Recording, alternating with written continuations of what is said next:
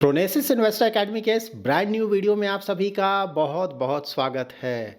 पिछले कुछ दिनों के भारी बिकवाली के बाद फाइनली स्टॉक मार्केट में थोड़ा राहत मिला है ना। कल का मार्केट तो खैर अच्छा खासा परफॉर्मेंस था, लार्ज कैप भी ऊपर था और मिड कैप स्मॉल कैप बहुत ज़्यादा ऊपर गया था। आज भी जब हम ये वीडियो रिकॉर्ड कर रहे हैं तब तक तो एटलीस्ट मार्केट पॉजिटिव है।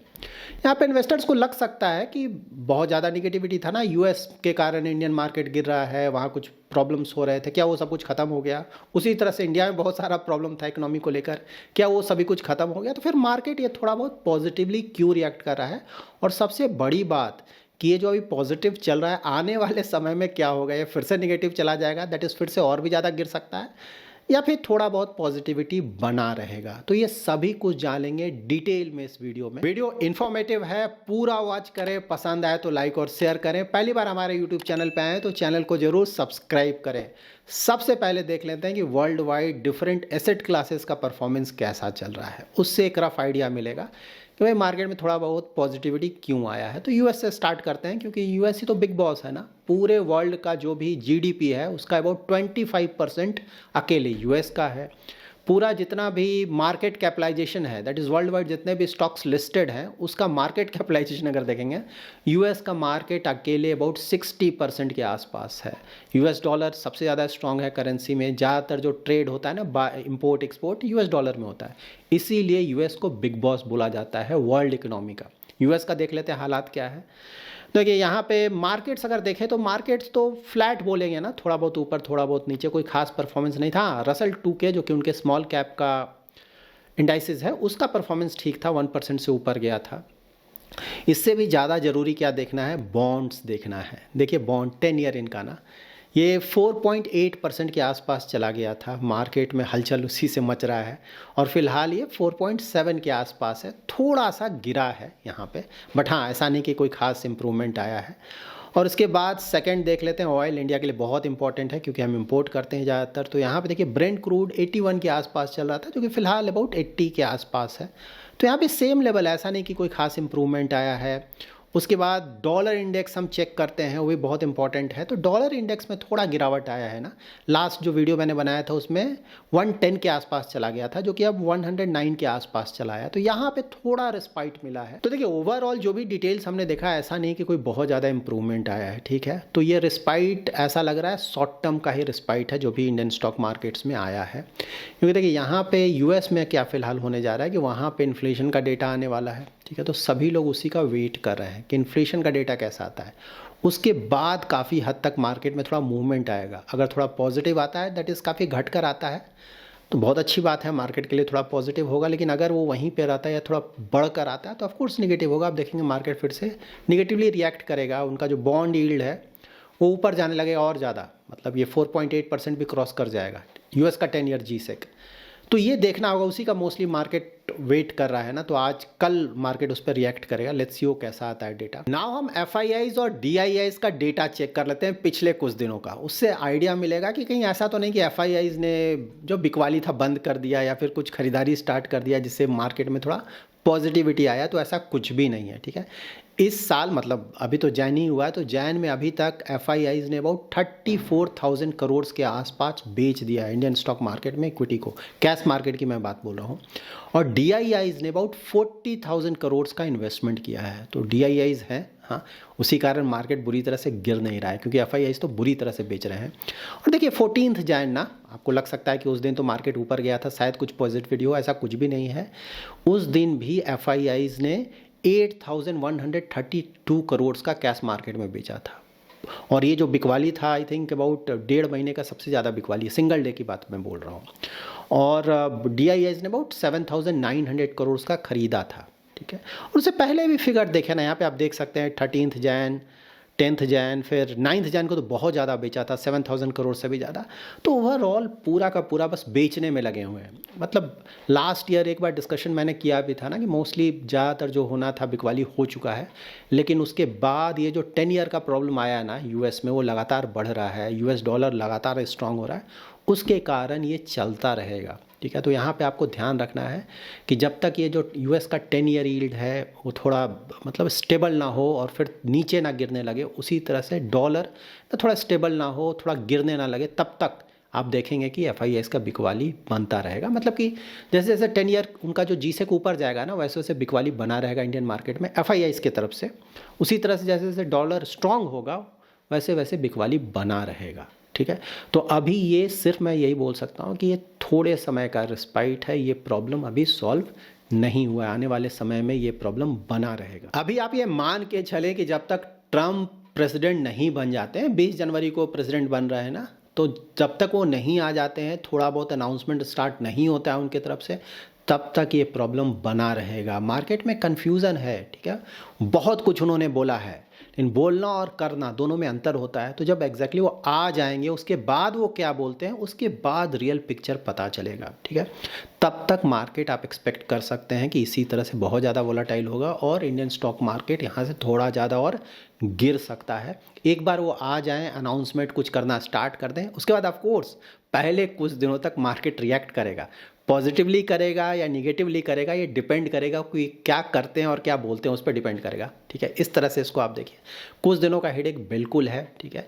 तो ये US का है। देखिए यहाँ पे ये भी ध्यान में रखना है कि जैसे 10 ईयर G-Sec है उनका, भाई अभी तो लग रहा है कि कहीं 5% के आसपास ना चला जाए, क्रॉस ना कर जाए। यू नेवर नो ना, ट्रम्प अगर आते हैं, कुछ उनके अगर पॉलिसीज इस तरह के आते हैं जिससे इन्फ्लेशन के बढ़ने का रिस्क आ जाता है ना, बहुत सारा टैक्स कट, बहुत सारा इम्पोर्ट टैरिफ लगा देंगे, तो इस सबसे थोड़ा रिस्क बढ़ता है कि कहीं इन्फ्लेशन ऊपर ना चला। अगर वो सब होगा तो बिल्कुल ये 5% से ऊपर भी चला जाएगा, लेकिन इसका भी एक लिमिट है। ऐसा नहीं कि 5%, 6%, 7% ऐसा नहीं होगा ना। 5% के ऊपर हो सकता है कि जाएगा, और उस समय इंडियन मार्केट में बहुत ज़्यादा गिरावट भी आएगा उसके कारण, टोटली अग्री। लेकिन एक जगह पर जाकर वो भी रुकेगा, ऐसा नहीं कि लगातार ऊपर जाएगा। रुकने के बाद वो भी धीरे धीरे थोड़ा नीचे आएगा, ठीक है। मार्केट ऐसा ही काम करता है, ऐसा नहीं कि G-Sec लगातार ऊपर चलता जाएगा। और प्लस उसके बाद उसका स्टॉक मार्केट भी रिएक्ट करेगा ना, इस तरह का अगर कुछ होगा। या फिर डॉलर लगातार स्ट्रांग होता जा रहा है, वो भी एक लिमिट है। ऐसा नहीं कि डॉलर हमेशा ही स्ट्रांग होता जाएगा। ऑलरेडी 109 है, 110 के आसपास चला गया, बहुत ज़्यादा जा चुका है, ठीक है। यहाँ से मतलब 111, 112 उससे ज़्यादा उम्मीद नहीं की जाएगा, ठीक है। उसके बाद वो भी थोड़ा नीचे आएगा। और फिर ट्रम्प ना, वो बिजनेसमैन है आफ्टर ऑल। देखिए वो भी स्टॉक मार्केट को बहुत ज़्यादा इंपॉर्टेंस देते हैं, तो ये सब होगा तो स्टॉक मार्केट निगेटिवली रिएक्ट करेगा, क्योंकि स्टॉक मार्केट के लिए इंटरेस्ट रेट कट बहुत ज़्यादा पॉजिटिव होता है। और अगर इन्फ्लेशन, कोई भी काम ऐसा करते हैं ट्रम्प जिसके कारण ना लगे कि इन्फ्लेशन बढ़ सकता है या फिर कम नहीं होगा, तो वहाँ पे ऑफ कोर्स US में प्रॉब्लम आ जाएगा ना। उसका जो गवर्नमेंट जो यील्ड है 10 ईयर G-Sec वो 5% के ऊपर चला जाएगा, उसका जो डॉलर है और ज़्यादा स्ट्रांग होगा, जिसके कारण स्टॉक मार्केट निगेटिवली रिएक्ट करेगा, US का स्टॉक मार्केट भी। तो ट्रम्प ऑफ कोर्स इसको बैलेंस आउट करेंगे। मतलब बोलना और करने में अंतर है, मैं हमेशा आप लोगों को रिपीट कर रहा हूँ, तो इसको ध्यान में रखें। तो वो भी नहीं चाहेंगे कि स्टॉक मार्केट उनका बुरी तरह से नीचे चला जाए, ठीक है। बिजनेसमैन है तो वो एवरेज आउट करेंगे। मतलब वो भी इस तरह का पॉलिसीज़ लाएंगे कि भाई सबको देख दाख कर चला जाए, कहीं कोई बड़ा इशू ना आ जाए स्टॉक मार्केट में भी, ठीक है। इस तरह से आप इसको देखें। तो ये था US का। कुछ दिनों का प्रॉब्लम है, बिल्कुल आप मान कर चलें, ट्रम्प को आने दें, वो क्या करते हैं, क्या बोलते हैं, उसका वेट करें, उसके बाद एक डायरेक्शन मिलेगा, ठीक है। तो ये तो बाहर का है। इसके अलावा बाहर का अगर आप जियोपॉलिटिकल देखें ना, तो हमास और इजराइल का तो समझौता हो गया है। तो ये समझौता हुआ है, टोटली एग्री, लेकिन कुछ सालों का है, ठीक है। ये हमेशा के लिए बंद नहीं हो गया है। आप लोग भी समझते हैं ना, मोस्टली जब तक ट्रम्प रहेंगे तब तक शायद हमास की तरफ से कुछ ना हो, लेकिन ये जो पीरियड होगा ना, हमास खुद को स्ट्रांग बनाने में करेगा, क्योंकि अभी तो हालात उसके ख़राब है। तो ये जो भी समझौता हुआ उसमें हमास को अगर फिर से स्ट्रांग बने, एक बार ट्रम्प चले जाएं तो फिर से प्रॉब्लम क्रिएट करेगा। तो वो होगा कुछ सालों के बाद, लेकिन एटलीस्ट अभी फ़िलहाल लगता है कि कुछ सालों का शांति हुआ है, तो अच्छी खबर है, बहुत अच्छी खबर है। उसके बाद रसिया और यूक्रेन का भी काफ़ी हद तक लग रहा है कि एक बार ट्रम्प आएंगे, क्योंकि बहुत ज़ोर शोर से वहाँ भी काम चल रहा है। आ जाएंगे तो उसके बाद वहाँ भी काफ़ी हद तक राहत मिलेगा। तो ये सब काफ़ी पॉजिटिव न्यूज़ है मार्केट के लिए। नाउ हम इंडियन इकोनॉमी के बारे में थोड़ा जान लेते हैं कि यहाँ क्या चल रहा है। देखिए हमेशा ध्यान में रखें कि स्टॉक मार्केट फॉरवर्ड लुकिंग होता है, पहले क्या हो गया, अभी क्या चल रहा है स्टॉक मार्केट को उससे ज़्यादा लेना देना नहीं। स्टॉक मार्केट देखता है फ्यूचर में क्या होगा और उसके आधार पे ही वहाँ पे रिएक्ट करता है। हमेशा ध्यान में रखें इस बात को। तो यहाँ पे देखिए 3 चीज़ें आपको हमेशा देखना पड़ेगा। देखिए स्टॉक मार्केट शॉर्ट टर्म मैंने आप लोग को हमेशा बताया है, अगर आप कुछ घंटों के लिए इन्वेस्टमेंट करते हैं, कुछ दिनों का इन्वेस्टमेंट करते हैं, कुछ महीनों का इन्वेस्टमेंट करते हैं इक्विटी मार्केट में, तो 100% लक है और कुछ नहीं। अगर आपका लक अच्छा है तो बहुत ज़्यादा रिटर्न आ जाएगा उसी पीरियड में, लक अच्छा नहीं है तो आपका पैसा डूब भी जाएगा, ठीक है। ये बात हमेशा ध्यान में रखें। हाँ, मीडियम टू लॉन्ग टर्म अगर आप जाएंगे, medium term 5 to 10 years, long term more than 10 years, वहाँ पे मार्केट फंडामेंटल्स के बेसिस पे काफ़ी हद तक मूव करता है। तो यहाँ पे आपको बिल्कुल देखना होगा, अगर आप मीडियम टू लॉन्ग टर्म के लिए इन्वेस्टमेंट कर रहे हैं, वह इंडियन इकोनॉमी का परफॉर्मेंस कैसा होने जा रहा है, इंडिया में जो कंपनीज़ हैं उनका परफॉर्मेंस कैसा होने जा रहा है। मीडियम टू लॉन्ग टर्म में यही मैटर करता है। बाकी ये सब जो चल रहा है ना, ट्रंप आ गए चले गए, यूएस का यील्ड यहाँ चला गया वहाँ चला गया, डॉलर इंडेक्स यहाँ चला गया, ये सब कुछ शॉर्ट टर्म हिकअप्स है, कुछ महीनों तक इसका असर रहेगा, लेकिन ऐसा नहीं कि हमेशा के लिए बना रहेगा। लास्ट में यही मैटर करेगा कि आप जिस कंट्री में अपना इन्वेस्टमेंट कर रहे हैं, जिन कंपनीज़ में अपना इन्वेस्टमेंट कर रहे हैं, उसका परफॉर्मेंस कैसा है। ठीक है, तो यहाँ पे ऑफ कोर्स इंडियन इकोनॉमी, देखिए इंडियन इकोनॉमी की जब भी बात करेंगे ना, रिटर्न्स आप लोग पूछते हैं कितना रिटर्न, तो देखिए तीन चीज़ आप देखिए, जनरली मैं आपको दो तो हमेशा बताता हूँ, एक उसमें क्रेडिट ग्रोथ भी ऐड कर देता हूँ आपके अंडरस्टैंडिंग के लिए। देखिए जो बैंक्स लोन देते हैं ना, क्योंकि उसी से इकोनॉमी में ग्रोथ आता है ना, लोन मीन्स हाउसिंग लोन कितना दिया जा रहा है, कार लोन कितना दिया जा रहा है, इस तरह का लोन जो बांटते हैं ना, क्रेडिट ग्रोथ उसे ही बोलते हैं। तो वो उसका ग्रोथ रेट कैसा चल रहा है इकोनॉमी में, और दूसरा नॉमिनल जीडीपी ग्रोथ रेट, और तीसरा अर्निंग्स, कंपनी का अर्निंग्स कैसा है। तो देखिए ये तीनों फ्रंट पे अगर आप देखें ना, एस्टिमेट मतलब किस तरह का हो सकता है आने वाले समय में, तो क्रेडिट ग्रोथ लग रहा है जो नेक्स्ट फाइनेंशियल ईयर होगा अबाउट 11 to 12% के आसपास का क्रेडिट ग्रोथ होगा। ठीक है, nominal growth, GDP growth, nominal means जो जीडीपी ग्रोथ है उसमें जब आप इन्फ्लेशन ऐड कर देंगे तो उससे आपको नॉमिनल जीडीपी ग्रोथ मिल जाएगा, तो वो भी उम्मीद है अबाउट 10 to 11% के आसपास, और कंपनी का अर्निंग्स भी अबाउट 11 to 12%, रफली 12% के आसपास लेकर चले। मतलब निफ्टी 50 के जो कंपनीज है उसके बारे में बोल रहा हूँ। तो अगर 11 नेक्स्ट फाइनेंशियल ईयर, ऑफकोर्स इस बात का नहीं, इस बार तो बुरे हालात हैं, ठीक है, तो वहाँ पे इस तरह का उम्मीद है। तो देखिए मार्केट इसी के आधार पर रिटर्न्स देता है आपको मीडियम टू लॉन्ग टर्म में। ठीक है, इन्हीं तीनों के आधार पर कि भाई क्रेडिट ग्रोथ कैसा चल रहा है, नॉमिनल जीडीपी ग्रोथ कैसा चल रहा है, कंपनीज का परफॉर्मेंस, प्रॉफिट ग्रोथ कैसा चल रहा है, यही है। ठीक है, तो आपको यही इसी का ध्यान रखना है कि भाई फ्यूचर में यहाँ पे क्या होगा। तो देखिए जीडीपी के नंबर्स को लेके बहुत लोगों का बहुत कुछ कहना है। ठीक है, तो मैंने कुछ समय पहले भी क्लैरिटी दिया था, एक बार फिर से मैं क्लियर कर दूँ।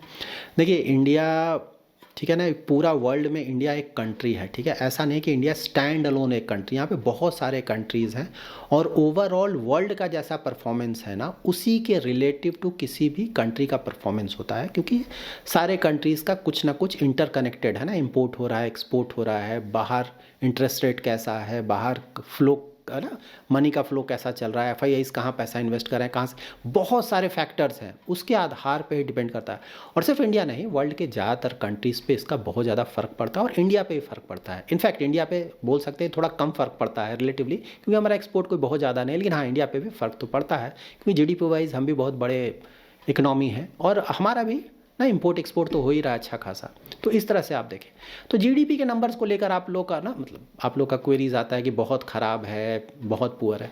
देखिए जीडीपी का नंबर आप स्टैंड अलोन नहीं देख सकते हैं। ठीक है, जीडीपी अगर मुझसे पूछे आप, तो मुझे नहीं लगता है कि, हाँ पहले के मुकाबले कम हुआ, बिल्कुल सही बात है ना, 8% से 7%, 7% से अब 6.4% बोला जा रहा है, मतलब इस फाइनेंशियल ईयर का, पहले से बिल्कुल कम हुआ है, इसमें तो कहीं कोई डाउट नहीं। लेकिन ऐसा बोलना कि ये बहुत ख़राब है, सही नहीं होगा। क्यों सही नहीं होगा कि देखिए सभी कुछ रिलेटिव ऑर्डर में देखना है ना, आपको ये देखना है कि भाई वर्ल्ड का ग्रोथ रेट कैसा है, वर्ल्ड की जो दूसरी इकोनॉमीज़ हैं उनका ग्रोथ रेट कैसा है। ठीक है, ऐसा तो नहीं होगा ना पूरा वर्ल्ड 3% पे ग्रो कर रहा है, आप 15% पे ग्रो करेंगे। मतलब अगर आप ऐसा सोच रहे हैं, देखिए अगर आप एक छोटा मोटा इकोनॉमी है ना, जीडीपी थोड़ा छोटा मोटा है, हो सकता है, टोटली अग्री, वो पॉसिबल है, लेकिन अब आपका साइज़ बड़ा हो गया है। ठीक है, इस साइज़ पे, ठीक है, इस तरह का एक्सपेक्टेशन रखना बिल्कुल भी प्रैक्टिकली पॉसिबल नहीं है। ठीक है, यहाँ पे मैं आपको आईएमएफ का डेटा दिखाता हूँ कि 2025 के लिए आईएमएफ का एस्टिमेट क्या है, जो डिफरेंट कंट्रीज़ हैं उनका ग्रोथ कैसा होगा। यहाँ से आपको क्लियर पिक्चर पता चल जाएगा कि चल क्या रहा है। ठीक है, तो यहाँ पे देखिए इमर्जिंग मार्केट्स और डेवलपिंग इकोनॉमीज़ के लिए आईएमएफ का 2025 का एस्टिमेट है कि 4.2% से ये इकोनॉमीज़ ग्रो करेंगे, 4.2%। एडवांस्ड इकोनॉमीज़, हाँ, उन 1.8% के रेट से वो ग्रो करेंगे, और पूरा वर्ल्ड मतलब एवरेज अगर आप सारे कंट्रीज़ का निकालें तो 3.2% के रेट से ग्रो करेगा। ठीक है, ये रियल पिक्चर है, आपको ऐसे देखना पड़ेगा। अब यहाँ फिर बोल सकते हैं ना डिफरेंट कंट्रीज़ का परफॉर्मेंस कैसा रहेगा, वो भी देख लेते हैं, आपको क्लैरिटी मिलेगा।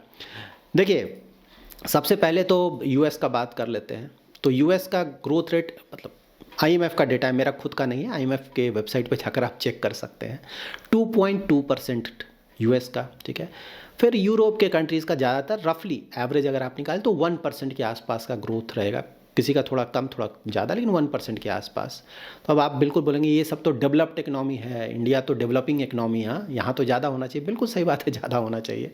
देखिए उसके बाद थोड़ा नीचे आते हैं, चाइना 4.5%। हाँ, मतलब हमारा नेबर पाकिस्तान, हाँ उसका तो मतलब डिस्कशन करना नहीं चाहिए, लेकिन कुछ लोग पूछते हैं आप लोग, इसलिए मैं बता दे रहा हूँ। 3.2%, रसिया 1.3%, सऊदी अरेबिया 4.6%, साउथ अफ्रीका, मैं यहाँ सभी कुछ कवर कर रहा हूँ, डेवलप्ड भी बताया, डेवलपिंग भी बताया, ठीक है, ताकि आप कंपैरिजन कर सकें। साउथ अफ्रीका 1.5%, और सारे मेजर इकनॉमीज़।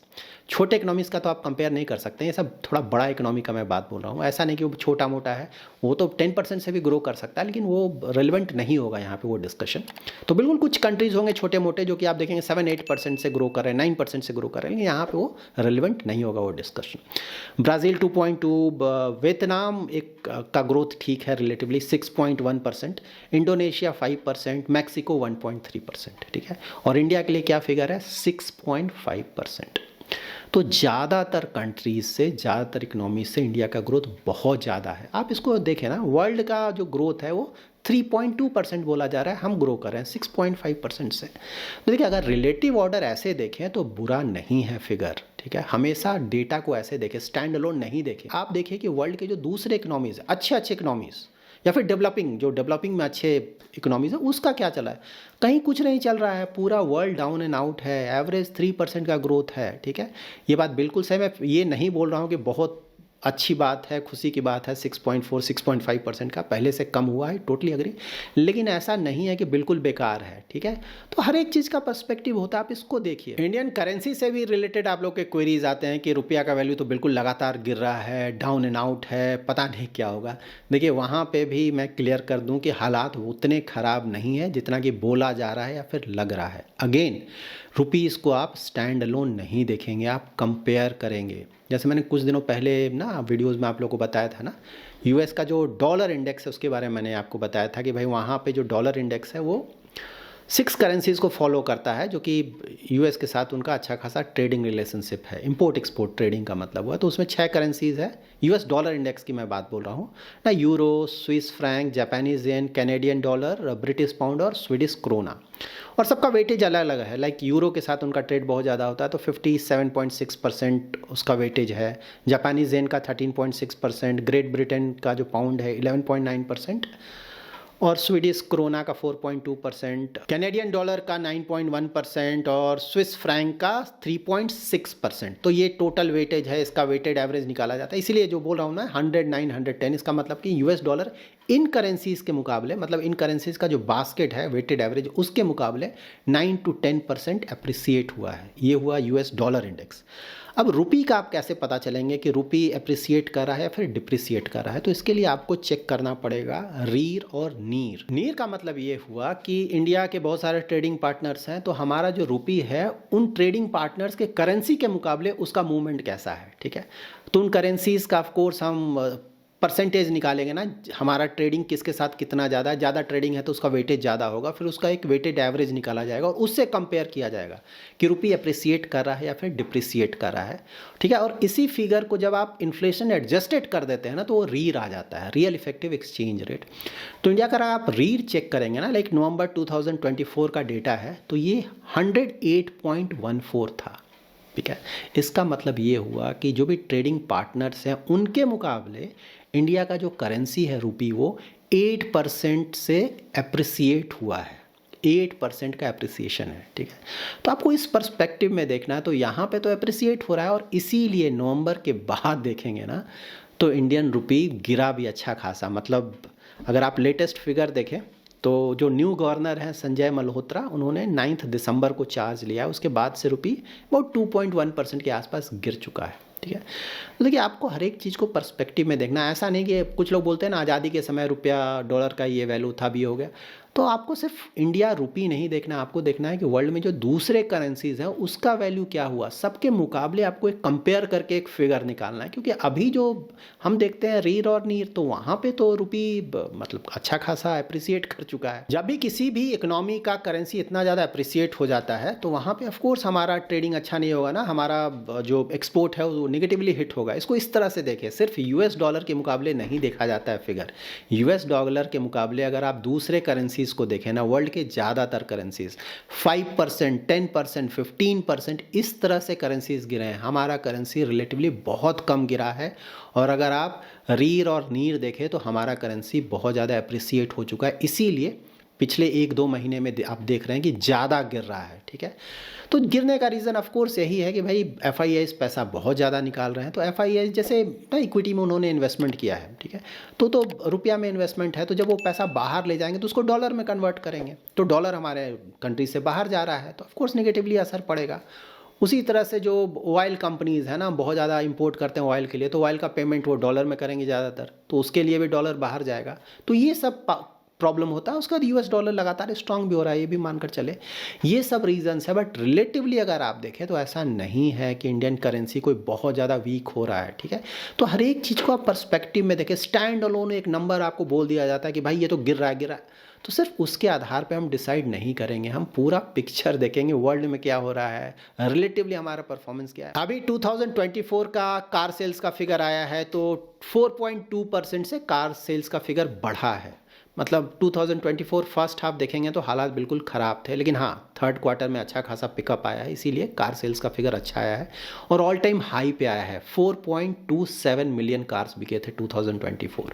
और इसमें भी एसयूवी, वैन्स और एमपीवी ना, मल्टीपर्पज़ व्हीकल्स का अगर ग्रोथ देखें 17% का ग्रोथ आया है, वहीं पे मेजर ग्रोथ आ रहा है। इसके अलावा एक और बहुत इंपॉर्टेंट फिगर, देखिए इकोनॉमी जब भी आप देखते हैं ना, तो वहाँ पे सबसे पहले खासकर डेवलपिंग इकोनॉमी में आप देखेंगे कि भाई इसका फिस्कल डिफिसिट क्या है, क्या ये बहुत इंपॉर्टेंट है स्टॉक मार्केट से भी ज़्यादा, क्योंकि स्टॉक मार्केट इसी पे डिपेंड करेगा, ठीक है। अगर ये फिगर खराब होगा स्टॉक मार्केट बुरी तरह से गिरेगा, और ये जब फिगर इंप्रूव करेगा ना, तो आप देखेंगे स्टॉक मार्केट का परफॉर्मेंस भी अच्छा आएगा। इसलिए मैं बोल रहा हूँ बजट का वेट करें। बजट 1 फरवरी का रहा है, वहाँ पे आपको ये डेटा पता चलेगा फिस्कल डिफिसिट कितना होने जा रहा है, मतलब नेक्स्ट फाइनेंशियल ईयर कितना रखने जा रहा है गवर्नमेंट फिस्कल डिफिसिट को। तो अभी उम्मीद किया जा रहा है कि अबाउट 4.4 to 4.5% का फिस्कल डिफिसिट रहेगा, जो कि बहुत अच्छा है। पहले से लगातार घट रहा है और तेजी से घट रहा है, ठीक। और अगर आप एस&पी का देखें ना, देखिए एस&पी ने 2024 में, एस&पी एक क्रेडिट रेटिंग एजेंसी है यूएस का, और सबसे ज़्यादा मतलब क्रेडिबिलिटी देखें तो इसी का है। तो 2024 में उन लोगों ने हमारा रेटिंग अपग्रेड किया था, आउटलुक को, मतलब रेटिंग तो हमारा BBB- है, लोएस्ट इन्वेस्टमेंट ग्रेड इंडिया का। जितने भी रेटिंग एजेंसीज है टॉप 3 उन्होंने BBB- दिया हुआ है, जो कि लोएस्ट इन्वेस्टमेंट ग्रेड होता है। लेकिन हाँ आउटलुक इन्होंने चेंज किया था, पॉजिटिव कर दिया था, ठीक है। और ये जो आउटलुक पॉजिटिव, स्टेबल से पॉजिटिव किया था, 14 ईयर्स के बाद किया था, मतलब उन्हें कुछ ना कुछ तो पॉजिटिव लग रहा है, ठीक है। और यहाँ पे उनका ये भी बोलना था ना कि अगर इंडियन गवर्नमेंट ये जो फिस्कल डिफिसिट है इसी तरह से मेंटेन करती है, लगातार घटा रही है, तो जल्दी ही हम अपग्रेड भी करेंगे, ठीक है। तो एक बार अपग्रेड हुआ तो इंडिया का जो कॉस्ट ऑफ फंड्स होगा ना, जब हम बाहर से पैसा उठाते हैं तो उसका जो इंटरेस्ट रेट होगा वो काफ़ी कम होगा पहले के मुकाबले, जो कि इंडियन इकोनॉमी के लिए बहुत अच्छा होगा। कंपनी जो बाहर से पैसा उठा रहे हैं इंडियन कंपनीज, तो अगर कम रेट पे उनको पैसा मिलेगा तो इकोनॉमी के लिए बहुत अच्छा होगा। तो देखिए यहाँ पे बहुत सारी चीज़ें पॉजिटिव भी हैं, चैलेंजेस हैं, टोटली अग्री। लेकिन अगर आप ओवरऑल सिनारियो देखें ना, वर्ल्ड में क्या चल रहा है, इंडिया में क्या चल रहा है, आने वाले समय में इंडिया का परफॉर्मेंस कैसा हो सकता है, short term hiccups totally agree, problems हैं। Q2 का ज़्यादातर नंबर्स बहुत ख़राब था, ये तो बिल्कुल एक्सेप्ट करना पड़ेगा, लेकिन वो पास्ट हो चुका है। स्टॉक मार्केट को उससे ज़्यादा लेना देना नहीं, स्टॉक मार्केट फ्यूचर देखेगा कि आने वाले महीनों में क्या होगा, नेक्स्ट फाइनेंशियल ईयर का क्या होने जा रहा है। तो देखिए फिर से मैं रिपीट कर रहा हूँ, आने वाले कुछ दिन बहुत डिफ़िकल्ट होंगे, टोटली अग्री। अभी ट्रंप आने वाले हैं, उनके आने से पहले बहुत ज़्यादा वोलाटाइल होगा। एक बार आ जाएंगे तो उनके अनाउंसमेंट पे फिर पॉजिटिव या निगेटिव होगा मार्केट।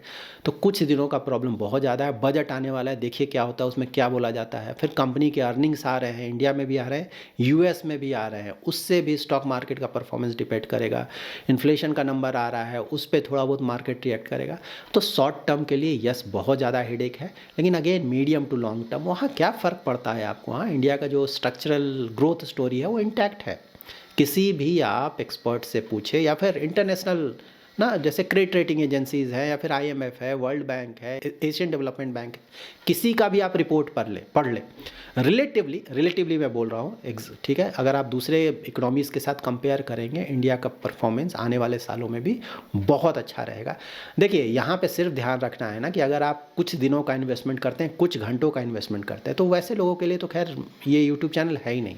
हम medium to long term investment की बात करते हैं, क्योंकि वहीं पे आपके इकोनॉमी पे परफॉर्मेंस डिपेंड करेगा। शॉर्ट टर्म तो लक है ना, उसके बारे में क्या बोला जा सकता है, तो वो तो आपके लक पे डिपेंड करता है। मतलब लक अच्छा है तो पैसा बनेगा, तो नहीं बनेगा। लेकिन हाँ, मीडियम टू लॉन्ग टर्म अगर किसी में हिम्मत है कि भाई मार्केट अगर 10-15% भी गिर जाएगा फिर भी मैं टिका रहूँगा, ठीक है, और क्वालिटी अच्छा हो, प्रोवाइडेड क्वालिटी बहुत ज़रूरी है। देखिए, अब किसी ने घटिया स्टॉक को खरीद के रखा हुआ है, बोलेगा लॉन्ग टर्म बने रहेंगे, तो पता चलेगा उसका पूरा ज़ीरो हो जाएगा। तो ये ध्यान में रखें कि लॉन्ग टर्म बिल्कुल सही बात है, लेकिन क्वालिटी भी अच्छा होना चाहिए। म्यूचुअल फंड स्कीम खरीद रहे हैं, अच्छे क्वालिटी का खरीदें, लॉन्ग टर्म तक बने रहें। स्टॉक्स खरीद रहे हैं, अच्छे क्वालिटी का खरीदें, अच्छे वैल्यूएशन पे खरीदें। अगर इन बेसिक चीज़ों का ध्यान रखते हैं, मीडियम टू लॉन्ग टर्म बने रहते हैं, कंसर्न नहीं होना चाहिए। ये ऊपर नीचे स्टॉक मार्केट ना एवरी टाइम ऊपर नीचे जाएगा, कभी 5% नीचे गिर जाएगा, कभी 10%, कभी कभी 15-20% भी गिर जाएगा, लेकिन फिर से वो रिकवर कर जाता है कुछ महीनों में, ठीक है।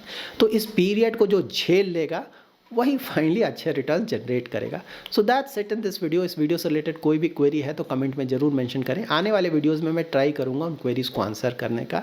वीडियो पसंद आया है तो ज़रूर लाइक एंड शेयर करें। पहली बार हमारे यूट्यूब चैनल पे आया है तो चैनल को जरूर सब्सक्राइब करें। Thanks lot for watching.